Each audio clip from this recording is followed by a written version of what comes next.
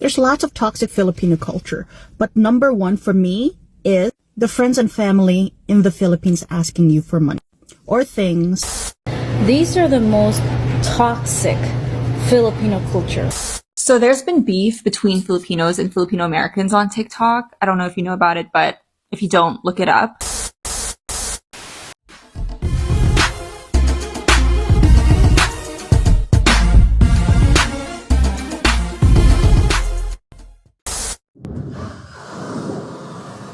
Kumusta, and welcome back to the channel. I am your host, Passport Nomad, and before I get into today's content, let me please ask you at this time to hit subscribe, like, and share so you can keep up on all my newest content.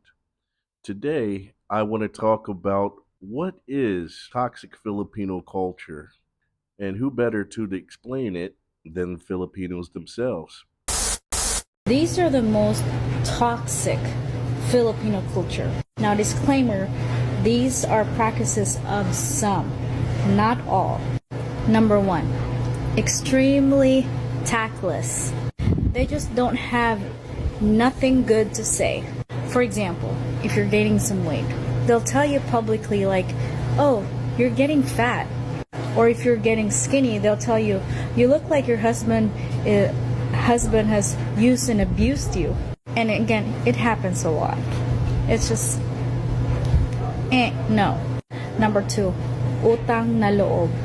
This is a feeling when you feel indebted to someone who helped you. Now in the Philippines, this is such a big thing because like when someone helped you, it feels like, or they think that you owe them for the entirety of your life, which is like, yeah, thank you for helping me. I'll help you as well, but that doesn't mean that I owe you for the rest of my life.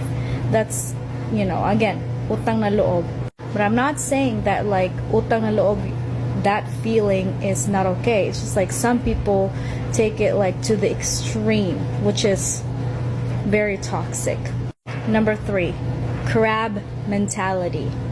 They just don't want you to be successful at all. If they see that you're getting successful, they'll bring you down. Just like crab, it's like bringing you down.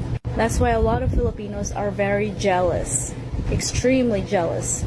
Because when they see that you're getting this and this, they don't like that. And again, another toxic culture. Number four, excessive party.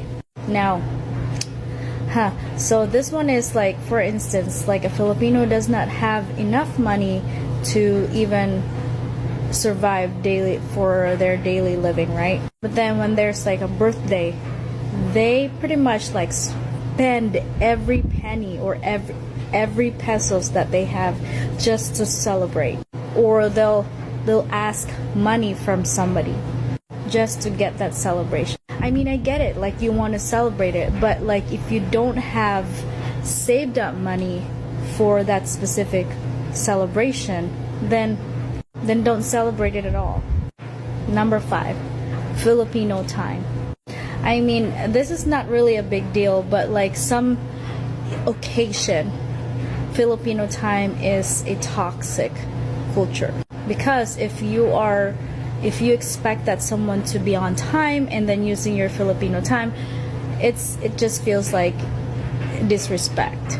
So yeah, those are the most toxic Filipino culture that some use or practice. Very interesting to hear this coming from a Filipino. The rest of it, I wasn't so sure this was actually a real thing, but now we know.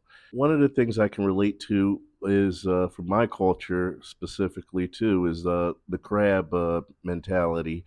We call it crab mentality because when one person sees you getting ahead, or they see you getting ahead, they tend to try to pull you back down, like crabs in the barrel mentality. That's where it comes from. One try is succeeding, the rest get jealous, so they try to drag you, pull you back down, where they're at. But anyway, let's go on. There's lots of toxic Filipino culture, but number one for me is the friends and family in the Philippines asking you for money or things. I understand naman na life is hard back home in the Philippines, but you know what? Life is also hard here in Canada and abroad in general. We all get taxed up our, and that's why we call it gross income, dahil it's disgusting what we could have made without those taxes, you know. In order to get by here in Canada, you have to work and pay bills non-stop, left and right, front and back. All the Filipinos that live in abroad, I'm sure you guys can relate to this, when a person you haven't spoken to in forever and they started messaging you, whether it's family or friends, they say, "Oy, kumusta ka na?" Next thing, you already can predict what they're gonna say. Pahiram naman ng pera. Or pabili ng laptop or cellphone. Or they're gonna even make up a story saying that, "Oh, I need money for fare to bring my mom to the hospital." Tapos even if you offer them the solution, because you know healthcare back home in the Philippines is expensive, and you do know people and you have connections, they still won't take it unless you actually send them money. Because money talks, bullshit walks. They think you're rich as fuck. Wow. They think tinatain mo lang yung pera and can send it instantly. As if, hello? Problema ko ba yan? So many friendships have been ruined because of that. Kahit natulungan mo na once, they will abuse the fact that you already gave them money. And will still try kasi they don't understand the meaning of no. So they resort to blocking you or you blocking them. But if you're in Canada or abroad, and you're the one asking for gifts and money to other people, you're the asshole. Relate? I hear many stories from foreigners that can relate to this.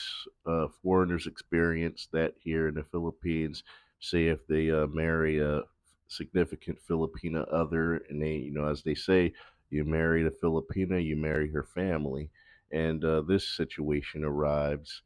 The thing is to have boundaries set so they know hey, look, you can't keep depending on one person to supply all your needs. You have needs too, being the provider for your own family or whatever. You have expenses to pay, bills to pay, taxes, all that. They have to consider that. So it's nice. It's good to set boundaries to let them understand that. Anyway, what's your thoughts on this? Can you relate? Let me talk about how toxic Filipinos are from the motherland. I'm probably going to get a lot of hate, but I don't give a fuck. Here are my credentials. I was born in the Philippines, however, I was raised in the United States. However, I visit the Philippines probably every single year since then. And from those years, I've picked up a couple of toxic traits that Filipinos have in the Philippines. Coming in at number 1, everyone expects you to pay for everything while you are there. For example, if you go to the mall, if you go to a clothing store, you're paying. If you go to a restaurant, you're paying. All of the above.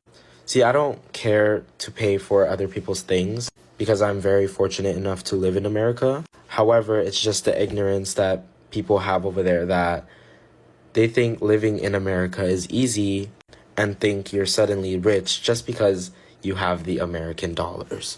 I can go into more detail about that, but that's just like a quick glimpse of that subject. Which builds on to my second argument. Filipinos in the motherland are the biggest haters towards Filipino Americans. I believe this is a toxic trait just because Filipinos in the motherland dream about coming to America. However, when they see a Filipino American thriving in America, they suddenly become the biggest haters in the whole entire fucking world. It makes no sense. For example, that one Filipino TikToker, I don't remember his name, hated on this one girl for wearing a Filipino stole to graduation. Come on now. First of all, we want to represent our culture. Second of all, be grateful that we're even showing our culture or even trying to be part of our culture. And at least we're not forgetting our culture. I could go more into this. It's just like that situation pissed me off. Anyways, third toxic trait I notice whenever I go to the Philippines, probably how showy middle class to upper middle class people are. For example, if you go to a Starbucks in the Philippines, the vibes are very different to a Starbucks in the United States. Here in the United States, going to Starbucks is very normal and people don't really think about it as much. However, when you go to the Philippines, you can tell people are there just to show off their money. A prime example is everyone has their iPhones out even though they have like 4 pockets on them. Why? Filipinos that are abroad and you're visiting the Philippines, Go to a Starbucks and you can tell what I'm talking about. Which brings me to my next trait. Being more fluent in English means you are higher in the hierarchy. I feel like this is a toxic trait just because it connects to one of the previous traits I've talked about, where Filipinos are the biggest haters on Filipino Americans. However, when you suddenly start speaking English, you're higher on the hierarchy. Like, y'all are just contradicting yourselves, and it doesn't look good on you. And it's even more toxic because why are y'all making English the norm over there when y'all got your own language to speak? It's just the Filipino culture is just like deteriorating every single day just because Filipinos want to be American so bad.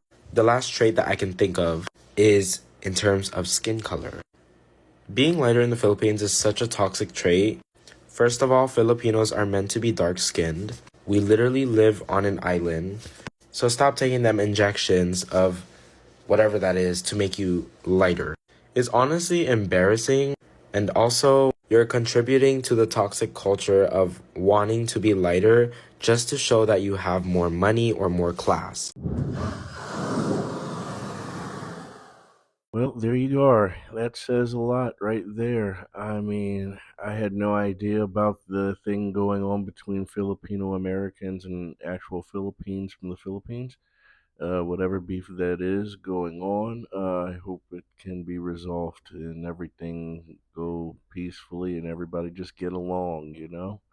But what are your thoughts on the whole toxic Filipino traits, and can you relate to any of this that was said in this video? I'd really like to hear your thoughts in the comments. Of course, be respectful.